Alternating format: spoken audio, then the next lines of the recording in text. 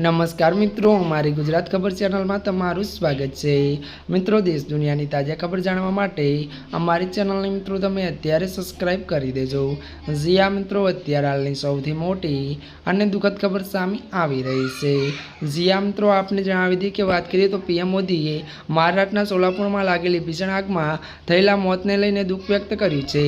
જી હા મિત્રો, જણાવી દઈએ કે આ દુર્ઘટનામાં 8 લોકોના મોત થયા હતા। પીએમ મોદી મૃતકોના પરિવારજનોને ત્યારે મિત્રો 2 લાખ રૂપિયાની સહાય આપવાની જાહેરાત કરી છે।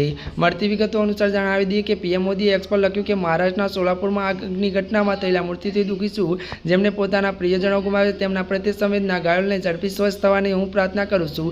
દરેક મૃતકના નજીકના સંબંધીઓને પીએમની તરફથી 2 લાખ રૂપિયાની સહાય આપવામાં આવશે। અને મળતી વિગતો અનુસાર મિત્રો વધુ આપને જણાવી દઈએ કે ઘાયલોને 50,000 રૂપિયા આપવામાં આવે છે। જી આ મિત્રો, અત્યાર માટે બસ આટલું જ। અમારી ચેનલમાં નવા હોય તો અમારી ચેનલને મિત્રો તમે લાઇક, શેર અને સબસ્ક્રાઇબ કરી દેજો। ધન્યવાદ।